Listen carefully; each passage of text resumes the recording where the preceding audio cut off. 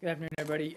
I don't have anything at the top. I do want to welcome got a group in the back of future information officers. That's how you say it? Yep, all their heads are going north and south. After today, you probably will regret this career choice, but I hope not. And I think look forward to talking to you after it's all over. But no announcements, so we'll go to you, Brad. So I wanted to pick up on something we addressed yesterday, and that was the report we had about the Iran IAEA Yeah. PMD inspections. And I asked because an administration-controlled Twitter account sought to imply that it was somehow wrong without directly challenging any of the facts. So do you want to say, for the record, what fact as presented in the story you challenge? Well, I think I would point you to, quite frankly, I'd point you to comments made by the Director General of the IAEA, Mr. Amano, today, where he made it very clear that the IAEA is not giving over responsibility for nuclear inspections to Iran. In fact, he said that completely misrepresents the manner in which that they do important verification work all around the world.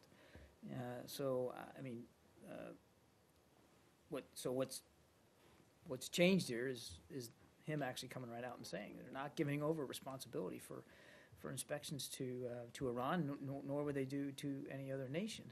Everything else we said, I would stand by. We're confident and more than comfortable with the technical arrangements that the IAEA has to assure that they can properly address concerns about possible military dimensions of Iran's program in the past. As I said to you yesterday, we already have a good footing and knowledge about what that past activity was. Just as importantly, we are very confident that this very aggressive inspection regimen that's in place in the deal going forward for future is the strongest ever peacefully negotiated. So I think what you're seeing is a reaction to the notion that Iran will just get free license to self-inspect. And as I said, the Director General of the IAEA himself made it clear that that's not true. Notions aside, the points in the article that Iran would take the soil samples, Iran would take the videos, there would be 7 points within Parchin, 2 points outside, that there wouldn't necessarily be any IAEA inspectors in the facility. Yeah. You don't challenge those per se? Well, as I said yesterday, Brad, I'm not going to comment about the contents of a draft document between the IAEA and Iran. Even the Director General wouldn't go so far as to reveal the details of what is a confidential agreement between him and another nation. Nor do they do that with any country around the world. So then how do you know that this is not extraordinary in its parameters if they're not revealed for anyone?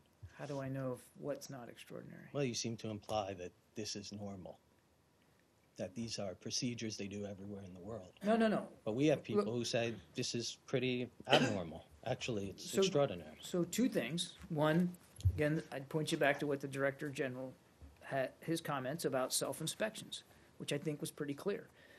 And then number 2, yes, you had in your story there were a lot of other details that I am not in a position to, nor would I, comment from the podium about, because it's a draft document between the IAEA and Iran.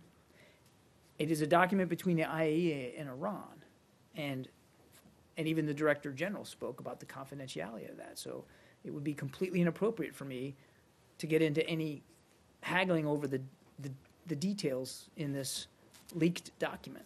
And then I just wanted to ask, because you brought up the difference between past, possible military dimensions and the inspections going forward. Yeah. Can you assure us that for the future inspections regime, their future work, international inspectors will be able to get into Parchin? Well, I what I would tell you is, and Secretary Kerry has talked about this, that it is an extraordinarily robust, more aggressive than we've seen in history in terms of peacefully negotiated inspection regimes. It's much more aggressive, and it goes. You know, it exists on various levels. Not all of it is human inspections. There's other monitoring capabilities that are going to be at play, all the way from the mines to centrifuge activity. And again, I would just say we're very confident that in the intrusiveness of this regimen that's been established by this deal, that we're going to be able to ensure that Iran is in compliance with their requirements under the deal. I asked because I think on April 3rd, shortly after the Lausanne, or maybe the day after the Lausanne framework, your predecessor, the acting spokeswoman, said it would be very hard to imagine, very difficult to imagine a final deal where inspectors do not get into Parchin. Well, And now you're not saying definitively that now that you have a final deal, inspectors will get into Parchin. what we've said, and Under Secretary Sherman made this clear too when she came up and spoke from this very podium. That the IAEA will have the access they need to sites that they need to get to, including military sites, in keeping with the agreement or the parameters of this deal. So we're very comfortable that IAEA is going to be able to get to go where they need to go. Mm-hmm. Now, I'm not in a position to tell you every place in the country that's going to. Well, I'm only asking about one. I know that, but as I said, they'll get It's to go where and a they need to big go, one. including military sites. We've Okay. said that. They will get to go where they need to go, including military sites. So if they don't get into Parchin, we're to assume that you're comfortable with that.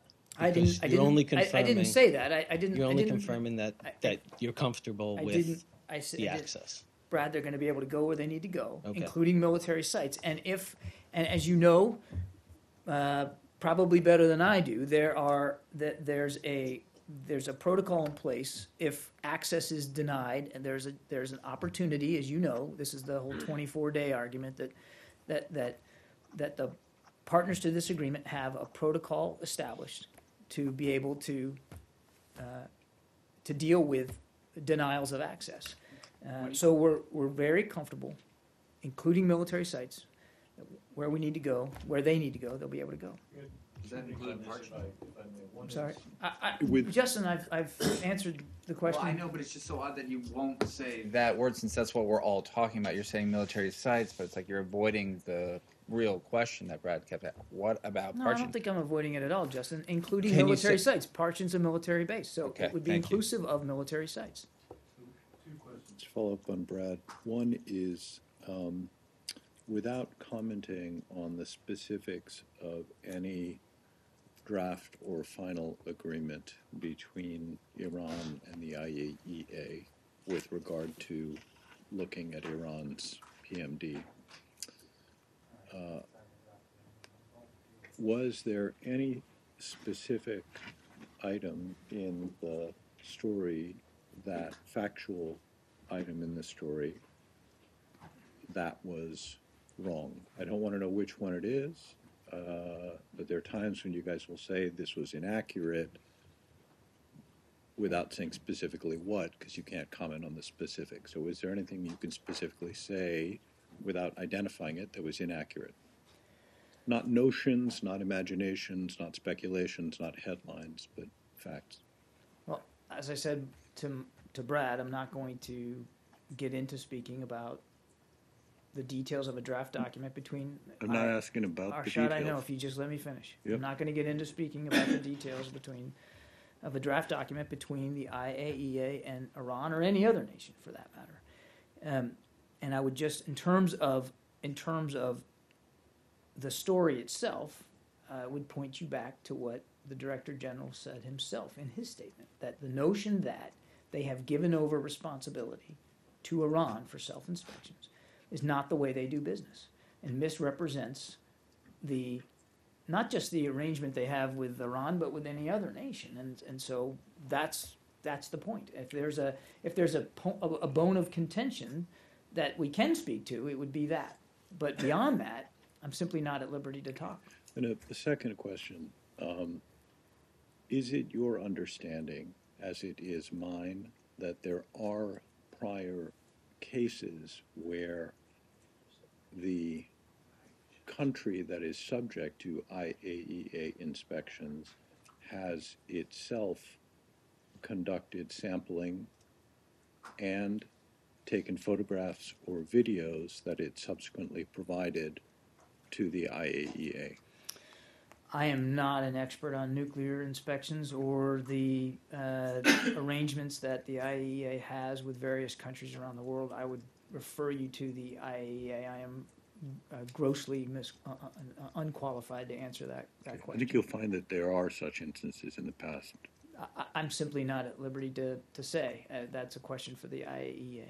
But what I would like to go back to is Secretary Kerry's confidence in the rigor that is applied in both the inspection regime going forward, which we talked about, as well as the IAEA's ability through this arrangement, which they should speak to, but through this arrangement, to be able to account for the possible military dimensions of Iran's past program. And that confidence is, I mean, he said that, publicly earlier in the summer. That confidence remains the same wherever the IAEA now is in its negotiations with the Iranians about a final agreement on PMD, or a final agreement on inspections regarding PMD. Yes. Could I follow up? Now, first of all, could you clarify that Parchin is a military facility and not a nuclear facility? Is it a nuclear facility? We know it as a military site. As a military site. It may have some, like exploratory labs or something. Correct? You should Okay. talk to the folks in Tehran Now, about that. the other Thanks thing for is feeding on- them that, Brad. On the IAEA. The IAEA, as far as similar arrangement or agreements and so on, is there an effort here to sort of make the IAEA do something that it has not done with other countries or with other agreements, similar agreements? Are you suggesting with there was Iran? I'm sorry?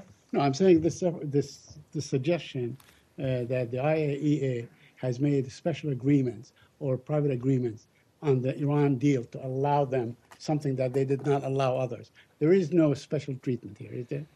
You As would far have as to you're talk. concerned. Look, the IAEA is better positioned to speak to their arrangements, and again, the Director General's also made very clear that he's not going to get into the details of the arrangements.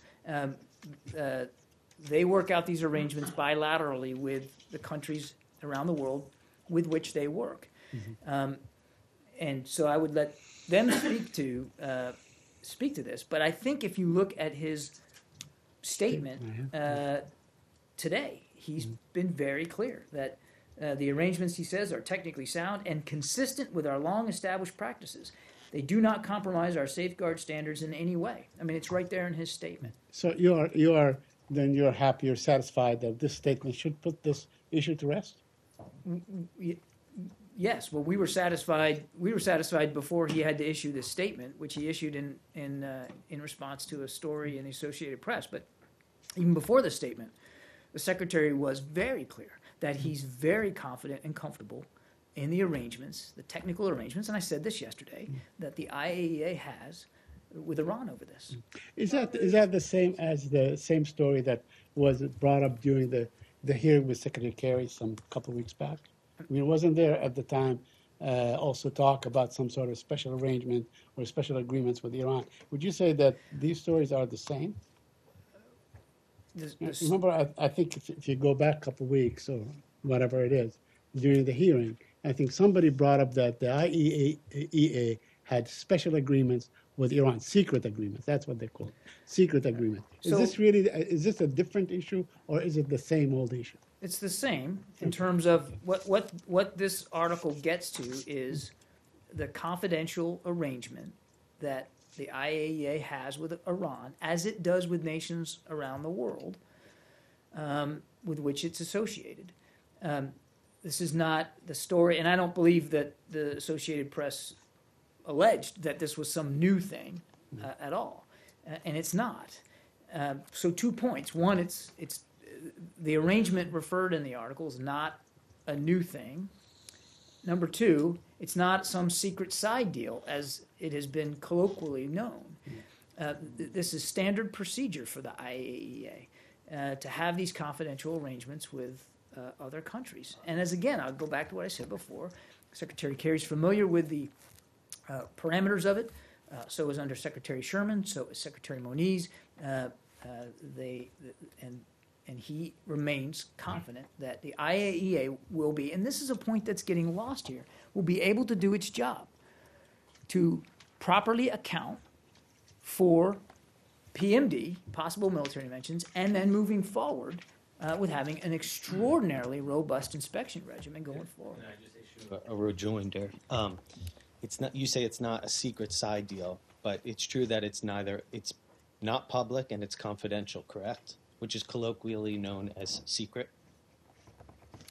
It's not a secret side deal. It's a And confidential it's not arrangement part of between- the actual agreement, but it runs parallel to the agreement because it deals with the roadmap for settling PMDs. Is Right. that correct? Right. So parallel, not side, not public, but not secret. Is that the Yeah, position? Brad, I mean, I appreciate the wordplay, but the point I'm trying to make is that this notion that this was some sort of under the table kind of I thing. didn't say I know that. you You didn't, said- but there are people out there, critics who are referring to it as a secret side deal, as if it was some under the table, underhanded effort to try to get around the appropriate amount of transparency on this deal, and it is not. It is very much the same in terms of framework that they have with other countries. Now, each country's different because each nuclear capacity and And capability not each every country's country different. tried to covertly develop nuclear weapons. Correct? Exactly. So So it there- should be strongest possible, in theory, correct?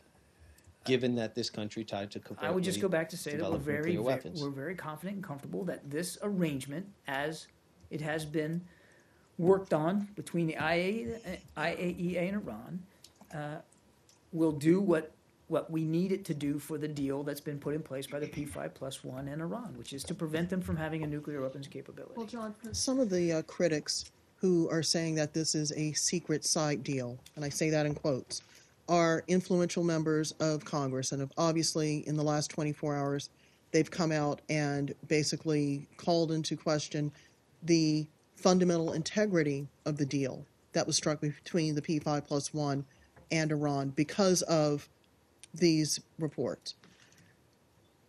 What is it going to take to persuade members of Congress to accept that what the IAEA is doing with Iran is standard operating procedure, is not something untoward, something unique, something that is going to be detrimental to the U.S.'s national security interests? Does it mean that Mr. Amano needs to have a briefing, a classified briefing with members of Congress and show them what's in the document in a classified briefing in order to persuade them of what you're trying to say from the podium? Mr. Romano's already spoken. He's already done that, and they don't, and nor should they, share the the actual agreement itself. But he's already talked to members of Congress in a classified setting about the parameters of this. So But- back to yeah, Saeed's question, but- this is not a new thing. But if they did not actually see the document that spells out the agreement between the IAEA, I wasn't in the room. It was a Iran. classified Right. briefing, so I'm not. Right. I'm not able to characterize what they were shown or not shown or what was discussed. But the Director Yeah. General himself went to Right. Capitol Hill to explain this. Right, but if we take these senior senators and Congress people at their word, they don't believe that the deal is a good arrangement. They are much more inclined to believe what the Associated Press reported on Wednesday. Would the U.S. advise the IAEA to actually show that document, that deal, to members of Congress in order to quell their concerns about what is actually going on. Would that be advisable in the U.S.'s view? The Secretary has explained, Undersecretary Sherman has explained, Secretary Moniz has explained our understanding of this arrangement in classified briefings to Congress. The Director General of the IAEA himself has explained the parameters in a classified setting. The United States is not going to take a position to try to compel the IAEA to do things that are outside what they hold to be the limit of their obligations when it comes to sharing the technical details of a confidential arrangement. Two truisms. Ronald Reagan was known for saying trust but verify. Take a look at the actual deal. People in Missouri like to say they're from the show me state. Why not actually put the document before those members of Congress who are extremely skeptical and who are working actively to try to get disapproval for the deal?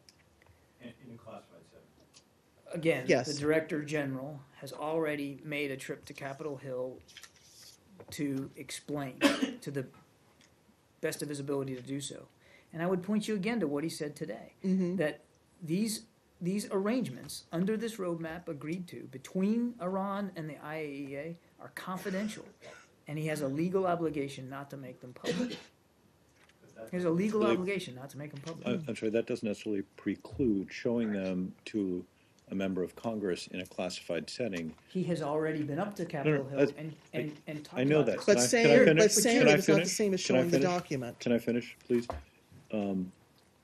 Showing it to a member of Congress in a classified setting does not seem to me to mean that he has made it public. It means it has been shown to someone in a co-equal branch of the U.S. government in a classified setting where they are under obligation not to disclose it. So where's the harm intrinsic in that? It's not making it public. You're asking the wrong guy, Arshad. I'm not the Director General of the IAEA.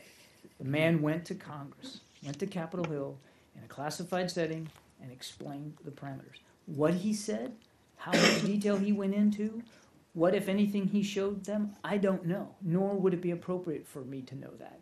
This is an arrangement between Iran and the IAEA, which is, he's under a legal obligation to preserve the confidentiality of that, and he has to do that. Right, but my point is that showing the agreement to a member of a co-equal branch of the U.S. government in a classified setting does not necessarily, or indeed does not, broach its confidentiality. And while you are not the Director General of the IAEA, you have an interest in securing at least a veto-proof, vote in the U.S. Congress to get the deal through. And so it seems to me a reasonable question to ask, why shouldn't you go to the IAEA and say, look, can you just show the full details of this in classified setting to members of Congress to try to allay their concerns? We don't believe that that's necessary, given the fact that the Director General has already been to Capitol Hill to explain it. I have a question on the implementation of the JCPOA. Can you confirm now that, according to Politico, Ambassador Stephen Mull has been, the State Department is concerned naming him as the person who will be overseeing the implementation of the agreement? I don't have any personnel announcements to make Well, today. you can't confirm or even deny the report? I don't have any personnel announcements to speak to today. Yes? The AP article points to a draft document. Undersecretary Sherman said in congressional testimony that she had seen a draft document. Has Undersecretary Sherman, Secretary Kerry, Secretary Moniz, have they seen what would ultimately have been the final draft, the final document of this IAEA Iran deal? I would just point you back to what the Undersecretary said herself, that she has seen a draft document. So we can't confirm that she has seen the final document or even saw it before the deal was finalized in Vienna. I would just point you back to what she has said and what she has seen. More importantly, the Secretary, Undersecretary Sherman, Secretary Moniz are aware of the parameters of this arrangement. And again, as I said at the outset, are more than comfortable that it will allow the IAEA to do its job with respect to this agreement.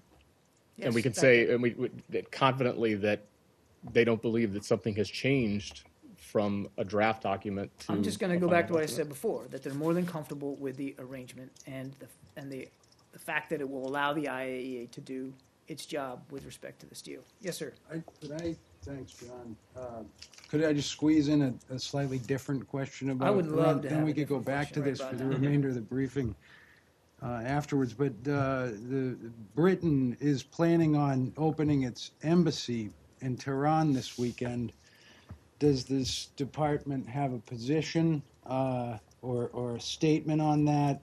Are the British jumping the gun, moving too quickly? Do you support their embassy reopening? And could you give us an update on internal discussions here about the possibility of ever reopening a U.S. embassy in Tehran? I have nothing to report with about an opening of a U.S. embassy. We don't have diplomatic relations with Iran, and I would point you to the United Kingdom to speak to their own plans with respect to diplomacy. It wouldn't be for me to comment on. So they can do whatever they want. We don't mind. No problem. Last time I looked, it's a sovereign country, and they can make these decisions for themselves. Thank you. Yeah. Is it a good thing that the UK and Iran I'm reopened not going to embassy? characterize it or comment on it. This is these. I've seen these reports. It's not for me to confirm their accuracy, and it's certainly not for the United States to speak to. If the reports are true, then this is for the United Kingdom to speak to. Yes. The Foreign Minister in Iran welcomed today the Security Council presidential statement on Syria, which implies they are accepting the principle of Geneva for a political change in Syria, transition in Syria. Do you see this as a significant I think what it, again, I won't speak for Tehran, but I think if it speaks to anything, it just speaks for the validity of the UN process here and international community concern about where the conflict's going and the fact that a political transition is necessary. But this is the condition. The secretary was saying that for Iran to play a role in a peace settlement in Syria, they must accept the Geneva principles. And now this welcoming the statement that included the Geneva principles implies that they are accepting these principles. I mean, yeah, again, I would let Tehran speak for itself with respect to this. Nothing's changed about our positions, our position about the legitimacy, the lack of legitimacy of the Assad regime to govern, and the fact that what needs to happen is a political transition in Syria to a government that's more responsive for the Syrian people. But the fact that they unanimously agreed on this statement, the Security Council, is really a watershed event. I mean, for the first time in 2 years. So you do expect some sort of a political process in the aftermath, maybe on the sideline of the General Assembly? I don't know. I mean, certainly you talk about next month in the Right. General Assembly. I mean, obviously the issue in Syria will be a topic of great discussion there. What's going to happen on the sidelines of it, I wouldn't get ahead of. I'd point you to the UN. Let me ask you about the thinking in this building on Iran's participation, because Geneva 1 is one thing. Geneva 2 was a different thing altogether, because the opposition talked about regime change and the government only talked about the terrorism. So, and Iran was not there, but the Saudis were there. So at the time it was perceived as Iran should have been involved. Do you look positively at any Iranian role in this process, perhaps because they do have a great deal of influence in Syria, correct? Look positively on any Iranian role. I mean, Iran has would be Geneva 3 or something. well, look, I mean, we want the Geneva process observed, obviously, and what we want is a political transition in Syria. We've made our position very clear about the future of Assad and his regime. Obviously, we want we don't want anybody to play an unhelpful role in what's going on in Syria. To date, Iran has been unwilling to play a helpful role inside Syria. And look, we've made very clear our concerns about Russia's involvement and propping up support for Assad, which only permits him to continue to brutalize his own people. So we've been very honest about the roles that certain nations are playing, helpful and unhelpful. What we want, obviously, is to see this political transition succeed, according to Geneva. And so I would, the way I would say this is, we want everybody in the region, in the world, in the global community to support that process. John, a quick follow-up to that. Are you saying that you see the role by Russia and Iran in Syria as, in essence, attempting to buy more time for Assad? I would let Russia and Iran, this gets to their discussions, I think is what you're getting at. I'd let them speak for themselves about what they discussed. Again, I'd go back to what I said before.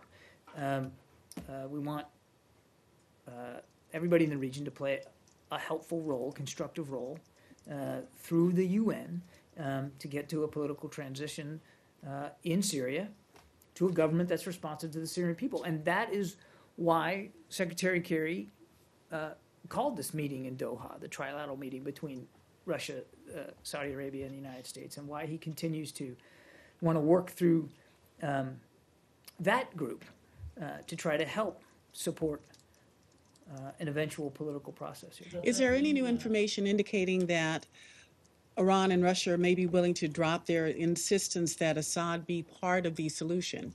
You'd have to talk to Russia and Iran about that. Nothing's changed about our position. What about on the Assad. talks between Kerry and Lavrov? Did the Secretary get a sense that Moscow is willing to, in their talks, that Moscow is willing to change its view of Assad going forward in terms of his role in Syria? Again, you'd have to talk to Foreign Minister Lavrov and Moscow about what their intentions are in terms of this political process. What's important, Pam, that we don't forget here is that you've got those three countries, Saudi Arabia, Russia, the United States, talking and will continue to talk about a political process going forward. And as we said at the time, a political process that recognizes the importance of the opposition groups in helping affect this political transition. What Russia and Iran, what their stance might be on Assad is for them to speak to. I can only speak for our position, and that has not changed. That is. Does that mean you dropped your reservation about inviting Iran to Geneva second? I think the Secretary spoke to this himself. There's no plans to invite Iran into these discussions right now. John? Yeah. The subject? No, can you say on Syria? Today there were rockets fired from Syria into Israel, and as a consequence, the Israelis are now, as we speak, striking back. Are you aware of this, or nope. do you know of the development? Got your iPhone. No, I mean this this happened like several hours ago. I'm sorry. I don't have anything to report on that. But they also are. They're saying that the Syrian regime will pay a heavy price. Are you aware of that? No? I have not seen those comments. Yes. Yes, sir. New subject. Two related questions on India and Pakistan. India and Pakistan are now planning to have a NSA, National Security Administration level talks on various issues, including Kashmir. But politics have already started, but the people are happy, both sides. The politics is that India is saying that only India and Pakistan will talk all those issues. But Pakistani High Commission in Delhi wants to meet what so-called India is saying that those are the terrorist or anti-India elements. So any U.S. input on these talks between the two countries? Again, they're restarting, but still, again, politics? No, same answer that I gave you before, Boyle. We want to see the tensions decreased, and nothing's changed about our position here with respect to the tensions in Kashmir. This is an issue that India and Pakistan need to work out. Can I move Go ahead. Well, there's this story which has created quite a stir in South Asia today. It is there on every news site in India and Pakistan, which says that the United States is going to decertify Pakistan. It happened once before in the 1990s when Senior Bush did that and suspended all military and civilian assistance to Pakistan except bare minimum of humanitarian assistance. And that led to a situation which allowed Al-Qaeda to set up a shop in that region. So is it happening again? Are you going to decertify Pakistan? I would refer you to DOD. That you're talking about these counterterrorism support funds. I believe that is a Pentagon-run fund and program, and I'd point you to them to speak to that. John, I just that wanted is to. a DOD. That's a DOD program for sure. But if this is indeed in the work, would it complicate diplomatic relations with Pakistan, especially ahead of the Prime Minister's visit to Washington to meet with President Obama, and also in terms of efforts to help secure the region along the Afghan border? Well, again, I'm not going to get ahead of DOD on this. They need to speak to their management of this program. What I would tell you from the State Department is nothing's changed about our strong commitment to supporting Pakistan's efforts to eliminate terrorist threats in the border area and throughout Pakistan. And we welcome the consensus from the highest levels of the Pakistani government about the importance of combating all terrorists. So bilaterally, we're still going to continue to work very hard at this relationship, which we know is very important. Is it complicated? Absolutely. But there are common challenges in the region that we want to continue to work with Pakistan to combat. And again, as I said the other day, I mean, we need to remember that Pakistan has also paid a heavy price because of terrorism inside their borders. They've lost civilians and citizens. They've lost soldiers. It's not a theoretical exercise for them, terrorists. It's right there. And we're going to continue to work with them on that. But John, decertification will have very serious diplomatic consequences too. So don't you see the State Department in this frame of reference? I mean, you will have to face the consequences as well. You will have to deal with it. So do you see it happening, the decertification? I cannot speak to a program that we don't manage here at the State Department. You really need to talk to DOD. As I understand it, no decisions have been made with respect to this. But I would point you to DOD. And as for I'm not going to comment on a hypothetical about what impact, if any, a change in certification would have, except to say that nothing's going to change from our perspective about the importance of this bilateral relationship and to helping Pakistan deal with this very real threat inside their own borders and in the border area writ large. I just wanted to follow quickly. Today there was a question before Secretary of Defense S. Carter that according to a news report, Dawn in Pakistan has reported that this military aid will be cut off, and there is a planning in Washington. It's because of Pakistan is not doing enough on Haqqani network. That was a basically issue. That means counterterrorism or Pakistan is not doing enough. And this cannot happen without the recommendation from the State Department. Of course, if any action, Pentagon may take it. So, I mean, look, our views on the Haqqani network are well known. We've discussed them from this podium at length. And we raise the issue regularly as part of our engagement with the government of Pakistan.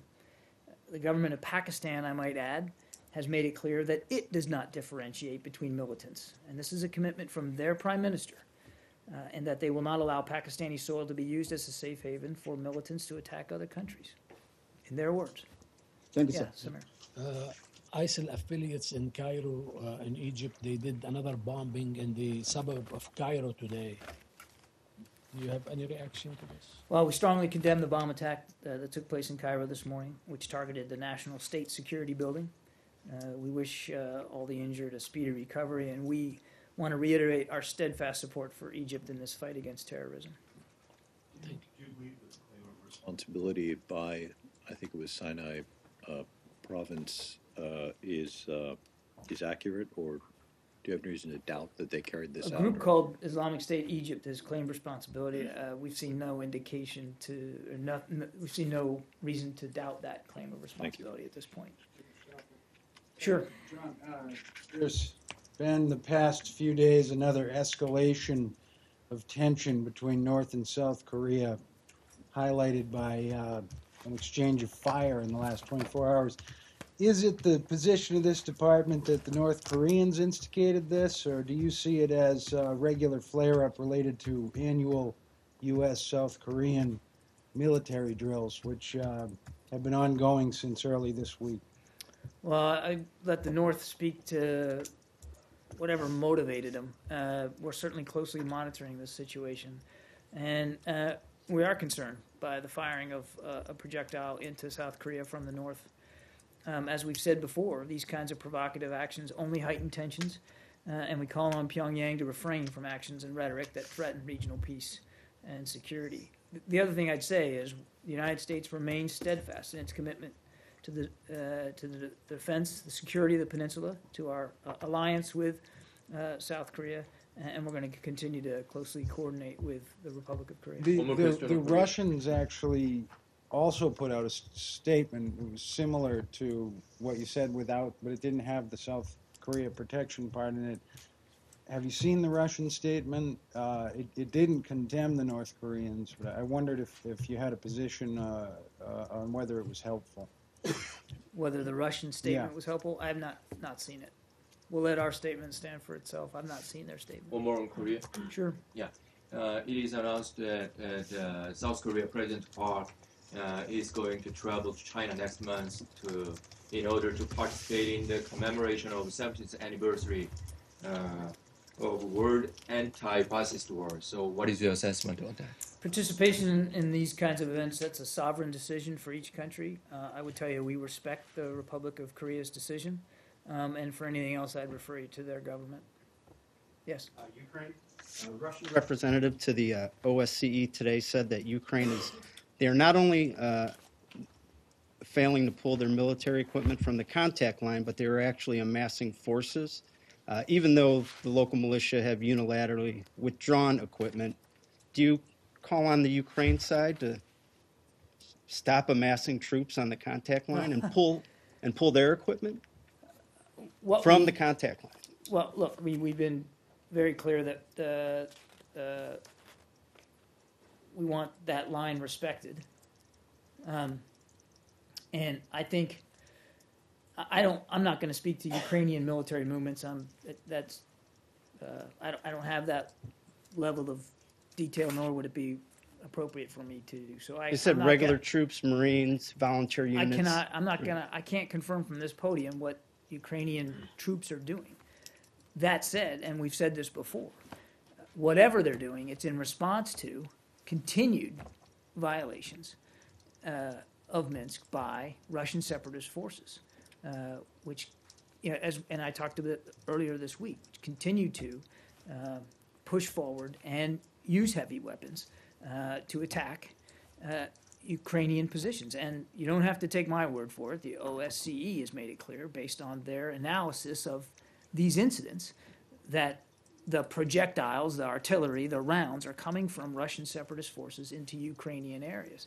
They said it goes both ways. So whatever, and I'm not speaking for you. The projectiles fly both ways. They do. They do. And some of the violations, do you even concede a majority? I've said a vast majority of the projectiles are. But how are they going to stop if they amass troops on the Ukrainians have a right to defend themselves against this kind of aggression.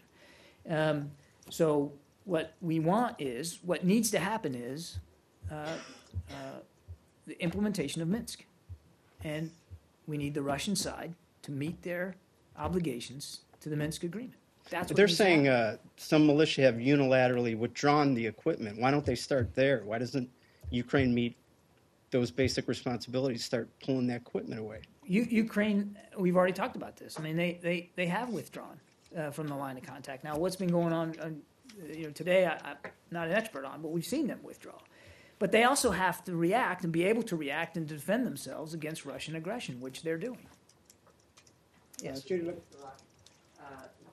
I have a couple of questions. First, you just published a fact sheet today on the State Department website about the military assistance and military sales that you provide to Iraq. It's very useful, but it's a little bit confusing. I was going to see if you can tell us. I mean, it's a DoD question, but you published it. It's your own fault, so I have to ask the question here. If since 2014, since the war against ISIS started, tell us how much you've provided to Iraq, but have they been military aid, meaning without charge, or have you sold the weapons to Iraq? Because at some point he talks about military sales, and at some point he talks about military assistance. So it's kind of confusing. You don't know which portion has been free of charge and which portion have you charged Iraq. Why don't we get somebody who can break that down for you in greater That'd be detail? great. I'm not at liberty right now. I don't have that kind of specificity of information up here. It's both. And the larger point that I think needs to be made is that, since last summer, we've accelerated the aid and assistance, military support that we have given to the government of Iraq, and that pace continues. And we're going to continue to do that to help them beat back ISIL. And it's not just the United States. Other nations are also contributing as well to the degree that they can. As for the exact breakdown, you're going to have to let us get some experts to sit you down and talk to you about And also on the issue of the Kurdish presidency, I know we've talked about this for the last couple of days, but the issue remains outstanding, and the U.S. officials remain in the region talking to the leaders there. The president's legal tenure expired last night, midnight. Do you still regard the President Barzani as the legitimate president of Kurdistan, since he's no longer, by the law, the president? Well, I think that we talked about this, that they He's expired since midnight, so we even talked about it, his term. they had meetings in Erbil, as we talked about, and they've agreed to postpone the parliament sessions to Sunday to allow additional time for parties to resolve all the pending issues related to the presidential matter. Do you And regard I him would refer you as- to, I'd refer you to Kurdish authorities to speak to more about this consensus agreement. So I'm not going to take a position one way or the other here. We were glad to see the Kurdish parties get together, come to a consensus agreement to deal with this presidential issue.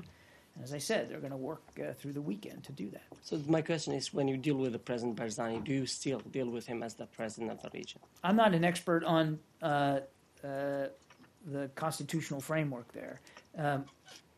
When Ambassador McGurk was in Erbil with our charge, they met with President Barzani and other Kurdish political leaders, and at their invitation, were welcomed back to Erbil to get an update on the political situation. But the decisions that were made and reached were Kurdish decisions. Just, sorry, two more. I just want to be clear on this.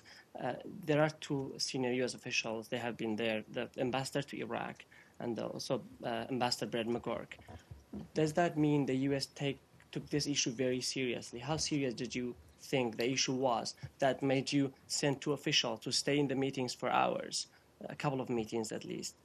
They were asked to be there by the Kurdish parties. Right. They were invited.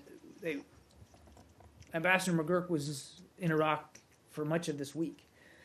And I think earlier in the week I told you he was in Erbil. Then he went to Baghdad. Then he was invited back to Erbil by Kurdish political leaders because of these discussions they were having. And so he was very glad for the invitation. He and the charge went up there, and they did sit in on these meetings. But it was at the invitation of Kurdish leaders, and that's why he was there. Separate and distinct from that, of course, we consider this an important matter. I mean,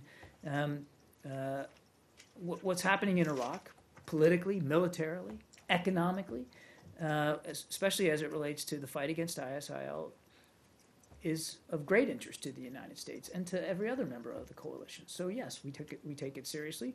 But the third point I want to make and make it strongly is that these were Kurdish decisions. Ambassador McGurk and our charge went at their invitation. It wasn't to actively intervene or become involved in. They were invited back to sit in on these discussions. But the consensus that was reached by the Kurdish parties. Thank you. Ask a quick question on Yemen. Yeah. Yesterday there were stories that the Saudi-led coalition is using American-supplied cluster bombs in its bombardment of Yemen. Could you confirm or deny that? I'm aware of reports that the Saudis have used cluster munitions, but I'd refer you to the Saudi government for comment about specific operational details. Would you find that alarming or disconcerting if they are in fact using American supply cluster bombs? I would just tell you that we remain in close contact, regular contact, with the Saudi government on a wide range of issues in Yemen. We've urged all sides in the conflict, you've heard me say this before, Saeed, including the Saudis, to take proactive measures to minimize harm to civilians. We have discussed the reports of alleged use of cluster munitions with the Saudis. Thank you. You don't oppose cluster munitions. In principle, you There consider are- them a legitimate weapon of war if used appropriately. If correct? used appropriately, and there are end-use regulations about rules regarding the use of them. But yes, when used appropriately and according with those end-use rules, it's permissible. Cuba, sure. And this goes You guys to have got me flipping all over throughout yeah. this book today. It's I gotta good. I gotta get a lighter book. Go ahead. There are at least 200 Cuban healthcare workers in Bogota right now who are waiting for visas under something called the Cuban Medical Professional Parole Program. They've say that they've applied for these visas. According to an agency over at DHS, it's supposed to take about 4 to 6 weeks to process the visas. Some of these folks have been waiting for visas for up to a year. Can you explain, one, what might be the reason for the delay? And two, could you say whether or not the ongoing efforts to normalize relations with Cuba may have affected the implementation of this program? The answer to the last question is absolutely not. And I want to make a couple of small points on this because it's not a State Department program. It's a program that's directed by the U.S. Citizenship and Immigration Service. And so I would point you to them for more details about this. But it's not a visa program, Roz. It's a parole program. That's what this travel is under what they call a parole. It's not the parole in the sense that we know it in a judicial way. Right. But it's administered by the Department of Homeland Security and allows Cuban medical personnel who are conscripted to study or work in a third country, at a third country under the direction of the Cuban government to then safely and legally enter the United States. And again, I'd point you to the U.S. Citizenship and Immigration Service to speak to these cases and what these medical personnel are going through. But it is not at all related to our new policy with respect to Cuba. There's no tie, no connection. Have the Cubans raised any concerns about this program? Have they? They have regularly voiced concern about the program, but it didn't come up in discussions in Havana on Friday. But their concern about it has been something that we've been aware of. And is there any inclination inside the administration to eliminate this program, or does the U.S. feel that it's a useful program? No plan to eliminate the program at this time. No. Okay. Sure. Ah, yeah. Well, New York. Oh, look, whatever. You guys should just start sitting together from now. Okay. Regarding the recent PKK attacks in Turkey, Yeah. Has Turkey requested any American assistance for its ongoing counter-terror operations against PKK yet? Not that I'm aware of. Has Secretary Kerry had any phone calls with his Turkish counterpart over the threat PKK poses against Turkey? Not recently, no. And there was a question yesterday asked about U.S. view on Ahrar al-Sham. Do you have any answer for that?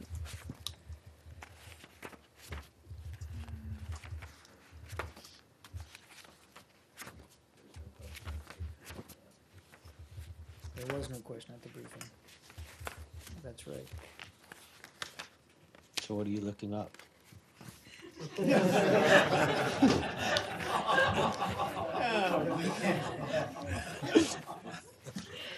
Thursday. I thought I had something in here on that. I'm pretty sure it did not come up at the briefing yesterday. Is that correct? It did not come up at the briefing yesterday.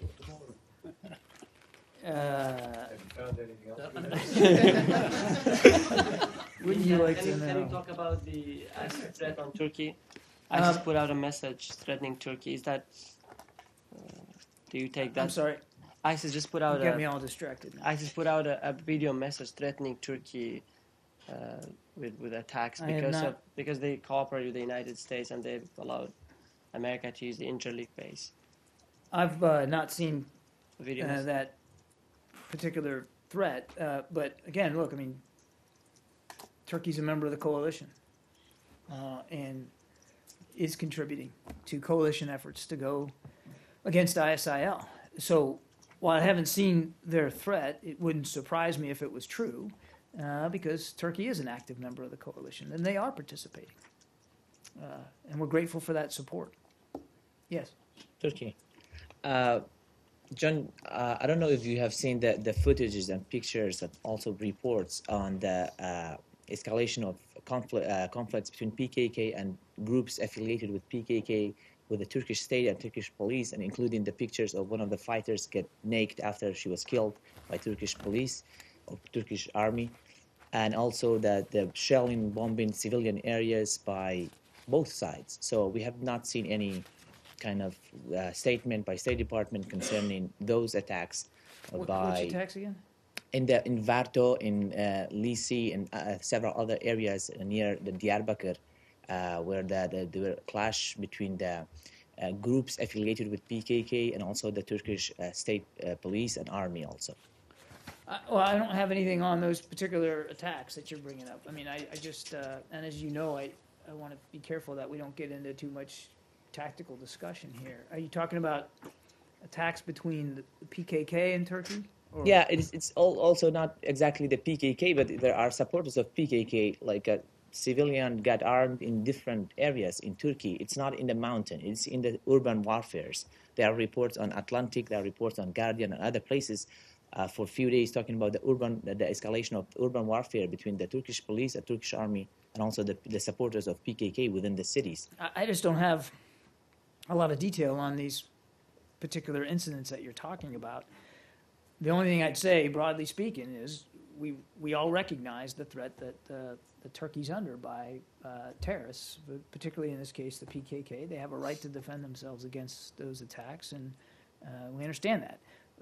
What I've also said is, we want both sides to work this out through some sort of process of resolution that's not violent.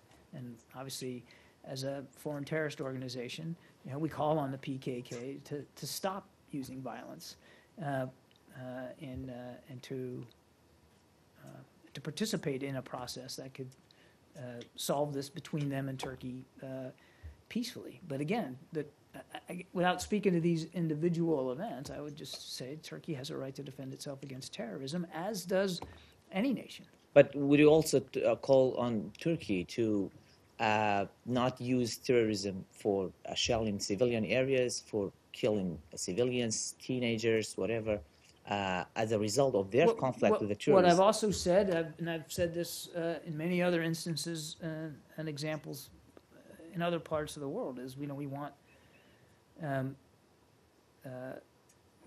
for parties to do what they can, everything they can, to protect civilian populations from this violence and to act in accordance with international humanitarian law. And we've said the same thing about Turkey in this regard, that we understand they have a right to defend themselves against terrorists, but we would urge them to use the proper amount of precaution so that collateral damage and civilian casualties are not a result, and that international humanitarian law is observed. Last one on this: are you watching closely the developments there, or you just heard these events through the report? Are you watching the developments in the Turkish? We monitor the situation as best we can, but I mean, there's a limit to in some parts of the world as to what your knowledge is. I just don't have anything more detailed on that to offer today. And for operational kind of assessments, I'd point you to DOD. I got time for just a couple more. Yeah. A very quick one on Thailand. Do you have a little more to share about the Bangkok attack now that the investigation gets a kind of international dimension with Thailand asking for the assistance of Interpol? I don't have a lot. As you know, we have a long history of law enforcement cooperation with Thailand, and we're going to continue to liaise closely with local authorities regarding the attack. Our embassy in Bangkok has informed Thai authorities that we stand ready to assist with the investigation as needed. I'm not aware of any request that's been. So you have any clue of who could be behind of? Or No, this is a Thai investigation, and I'd point you to Thai authorities to speak to it. John, two quick ones on different topics. One is Russia. There are Russian foreign media reports that Lavrov said that Vladimir Putin might be willing to meet with President Obama on the sidelines of UNGA. Is this something that Lavrov and Secretary Kerry have discussed recently? I'm not aware of any discussion about that, and I'd point you to the White House for comment. Okay, and with South Sudan, the talk yesterday between President Kiir and Secretary Kerry, do you know if Kerry called Kiir or if Kiir called Kerry?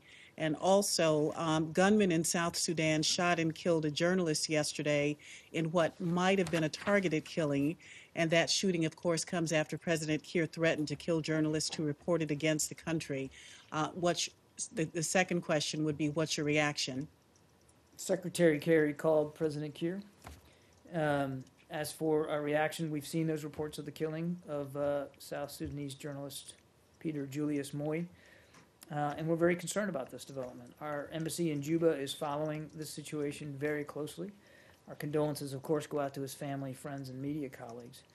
We call on the South Sudanese authorities and security services to expeditiously and thoroughly investigate this incident. We do not want to speculate on the nature of the incident or any connections there may be to other matters. Separate and distinct, we are obviously deeply concerned by President Kiir's comments regarding journalists earlier this week, and we call on him to disavow those words. The United States is committed to supporting freedom of expression, including of the press. Space for media, civil society organizations, and independent voices and views are crucial to building democracy and peace. John, I have He made those comments about journalists earlier this week prior to the Secretary's conversation. I'd have to check the timeline, Arshad. Okay. I don't know. I'm just wondering, was it raised, because I don't think it was addressed in the readout of that conversation. Was it raised in the conversation? I'd have to check the timeline. We routinely make clear our concerns about freedom of expression and freedom of the press. Yes. I have two quick questions on Secretary Clinton's email. State Department attorneys yesterday confirmed in the court filing that Secretary Clinton did not have a department-issued mobile device. At this point, is the State Department able to say whether any of her personal devices were certified as secure?